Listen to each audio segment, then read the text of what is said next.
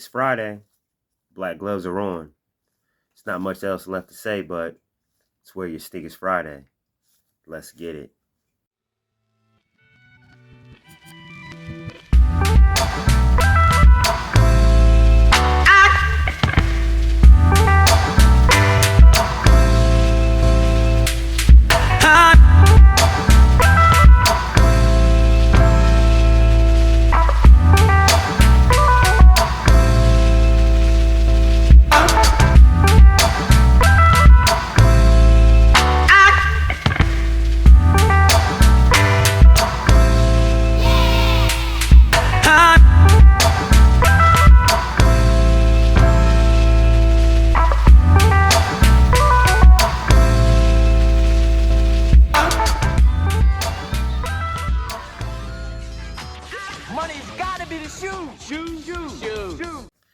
What's up, YouTube? It's your boy, Skinny Hardaway, and this is Retro Heat Check. Checking in one more time for the real hoop heads out there. And as always, thank you all for your likes, your shares, your subscriptions, your comments, and of course, those questions. Continue to bring those questions in. You guys already know each and every Wednesday, it's Q&A with Skinny. I love this part of the week. Definitely one of my favorite parts of the week. Another way to interact with you guys outside of the comment section, and you guys have definitely been killing it with the questions. My ladies, my fellas within the Hoop Head Haven, you guys have definitely been bringing it. The questions have been thought-provoking, interesting, and even entertaining, especially with the Shekel Storm lore that I sometimes have to kick from time to time, thanks to Jessica. But yes, definitely continue your support of the channel, your participation within the channel, and definitely when you guys bring your questions, that is exactly what you guys are doing. So kudos to you guys. Tip of the hat, salute, all that good stuff goes out to you guys. You guys have been killing it. Continue the great work. Oh, and by the way, guys, when you guys tap in, hey, give the channel a like, man, if you guys like what you guys see. I don't really ask for much, but if you guys do enjoy it, please give a like. That'd be great. Definitely would appreciate that. Thank you. Like I said the other night, tentatively, I would love to start a new series. This time dealing with former college stars who just did not pan out in the NBA. Basically, we're going to be trying to talk about some bust. Yeah, definitely, that is the plan. That is the new. That is the plan. That is the new project that I'm trying to attack. So yeah, just bear with me. Hopefully, I can get it going this Monday. Definitely am looking forward to getting that together for you guys. So be on the lookout. Thanks. And you already know what time it is, man. This is the part of the show in which we give props to, hey, the squad. You already know. These are my guys. These are the guys that support me. I support them. We stand 10 toes in the paint, shoulder to shoulder. And you already know what we're going up against, man. We're going up against a huge conglomerate of narrative pushers, propagandists, fanboys, haters.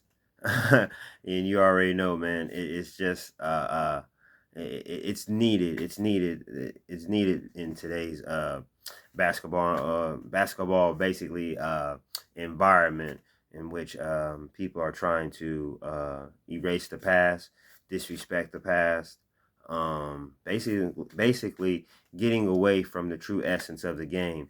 And the fans, hey, we're suffering for it. So we're just definitely just doing our part. But hey, I may not say it often enough, but you are also part of this fight. You are also part of this fight. So whenever you guys have an opportunity to tell the truth and stand up for the real basketball, do so. These are my guys. Let's give a big shout out, man. Big shout out squad to Sports and Fitness Rants, Uncommon Sense, Angry Old Hoops, Uncut Hoops, Too Raw for Sports TV, my twin, Phenomenal Fitness. What up? Michael Jordan fans are the best. NMB Sports TV. Jordan versus LeBron. My twin, I already said my twin phenomenal fitness. I'm sorry. Jordan versus LeBron, Kobe Bryant film room. We got Prince Sports, Man Down Sports. We got Ticket TV. Big shout out squad to you. Shekel Storm NBA, The Real Mind Crime. Uh, the Allen Ricks TV. NBA Fact Self Research. Geechee Life Sports Talk. Definitely got to give props to. Definitely got to give props to them. To him. And hey, man, these are great guys. Hey, we all come from all different. We all have different approaches. Some of us are more on the educational side. Others are more on the entertainment side. Most of us are somewhere in the middle. But hey, we're all definitely on the same side. Even in situations where, quite frankly, we may not see eye to eye. But at the end of the day, we're all on the same side, fighting the same fight. And you also have a responsibility to join along with this fight. We're also counting on you. It ain't just on us. So you guys share. You guys are sharing within this movement. So we definitely appreciate you all, and give these guys all the support that you can. Because definitely we need it, especially with the type of environment that we're dealing with. So let's get on to it, man. It's time to talk some sneakers. Man, this is a sneaker, basically one of my favorites, and also one of Michael Jordan's personal favorite sneaker. And it all started with the trip from the land of the rising sun. And that shoe is definitely the Air Jordan 12 Cherry. Now, the Air Jordan 12, definitely one of my personal favorite sneakers. I love the Air Jordan 12. So all of the OG colorways I love. As a kid, I only had the taxis. That was the only when I was a shorty. The only well, when I was in middle school, the only Air Jordan that as a matter of fact, no, I was in high school. I'm sorry, I was in high school, and the only Air Jordan 12 that I actually had was the taxi. Didn't have the cherry. For years, kicked myself in the butt for not getting the cherries, but I finally I finally got a pair of these in 2023 when they finally retroed once again. This shoe right here definitely represents Michael Jordan's Michael Jordan's in the 1996-1997 season. That season, he ended up going on to winning his fifth NBA championship.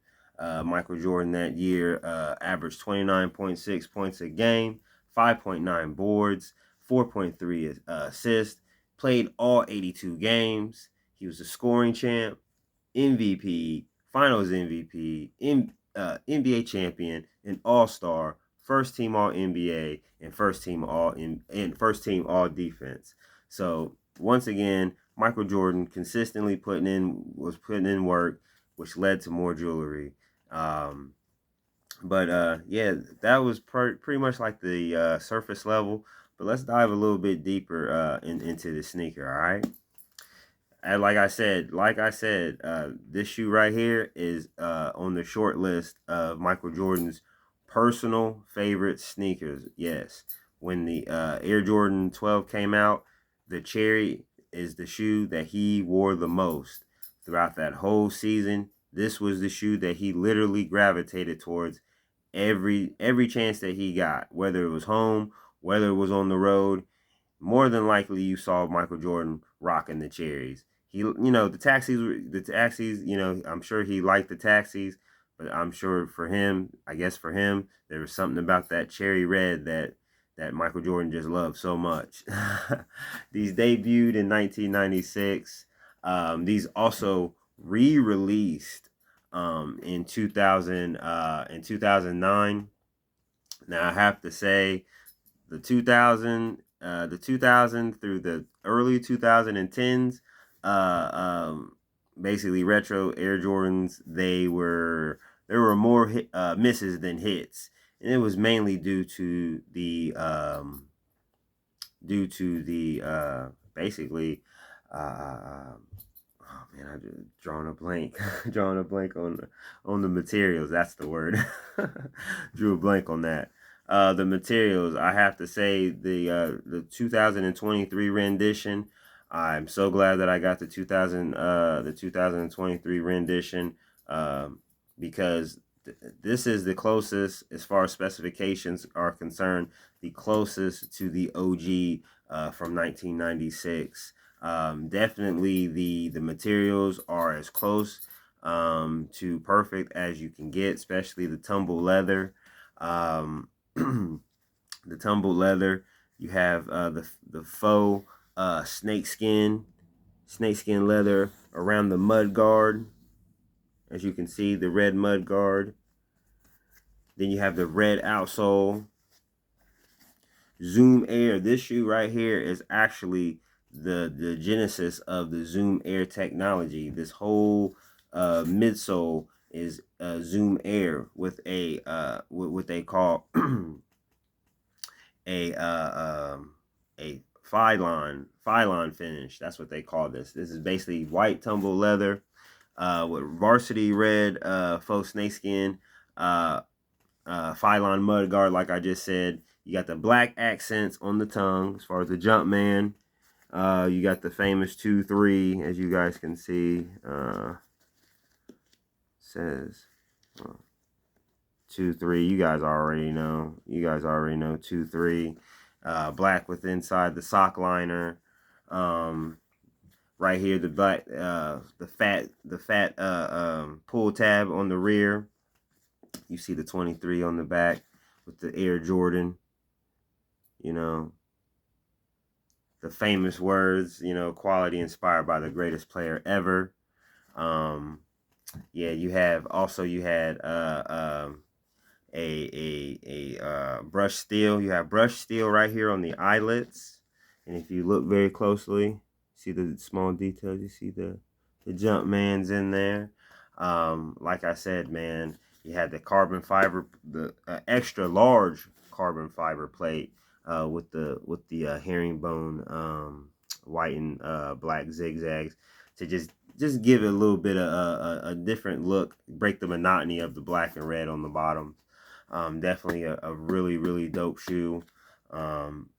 Basically, this shoe was definitely inspired by Michael Jordan's first ever trip to Tokyo. It was his first time in 1996. Michael Jordan had been all over the world, but never had landed in Japan. And when he got there, it was love at first sight. He loved the traditions, he loved the food, he loved the music, he loved the technology, he loved the people. He just felt right at home in Tokyo. He just loved Japan. He just loved the traditions. He loved the balance between tradition and looking towards the future. Definitely was a place that definitely inspired him. So when he came back stateside, he let Tinker know that he wanted a sneaker that paid homage to the land, paid homage to the people, just like how the Air Jordan 7 paid homage to West African to West Africa and West African art. The Air Jordan 12 overall was a big shout out to the country of Japan, with the Air Jordan 12 Cherry being the direct representation of, uh, of of Japan. As you can see, you have the red. Basically, it breaks down the new and the old flags of Japan. As you can see, just if you just look in your mind's eye for a second, if you kind of take just this part of the shoe and just think of it, just the red circle within the white Japanese flag. But if you also look at the edges right here within the white leather, you see these lines right there. It also kind of gives a silent ode to the old imperial flag of Japan. That was the flag that was flown through World War II, and Tinker Hatfield being a World War II enthusiast, he definitely added that subtle touch as well to the shoe. Tinker took the idea of wanting a Japanese inspired shoe. Excuse me, a Japanese inspired shoe. And he basically took the traditional Japanese women's shoes that are called Nishoki. Um, Basically, when Tinker told MJ that was where he was going with the shape of the shoe being the Nishoki, it's kind of more like a shoe where, as you can see right here, if you ever noticed that when the Japanese ladies walk, their feet would kind of point towards each other. So that's kind of where you kind of got that pointing, where the forefront of the shoe kind of points kind of towards the inside, as almost as if the toes are kind of pointing at each other at an angle. Also, to also, these shoes were also inspired by late 1800s wingtip dress shoes, especially from this side right here. A lot of the wingtips they got the name wingtips because the sides kind of had like a wing, kind of like a wing design. So yeah, definitely Tinker Hatfield once again being in tune and in sync with MJ. As soon as Michael Jordan saw these, he was in love once again. In particular, once he saw the cherries, the cherry was definitely the shoe that MJ was really, really, really, really hyped about, and he loved rocking them. Definitely loved rocking them. The 12 also represents the transition from Air Jordan being a Nike property to being fully independent. By the time the Air Jordan 13 came out, it was fully Jordan brand. The 12s kind of represented somewhat of a transitional period between Nike and Jordan. So yeah, definitely a momentous shoe as far as the Jordan brand is concerned. This shoe right here, although the Air Jordan 12s, period, Michael Jordan has had some great moments, some great plays in the shoe. I could think of when the playoff 12s, Jordan dunking on Mutombo, giving him the finger. The game winning 3-pointer that he hit over Byron Russell in game 1 of the 1997 NBA Finals. When he turned around, hit the shot, and gave the fist pump, and everybody came and hugged him. In the cherries, I mean, I would have to say the cherries kind of have one of his best plays, but also one of his worst plays. Probably one of his more embarrassing plays.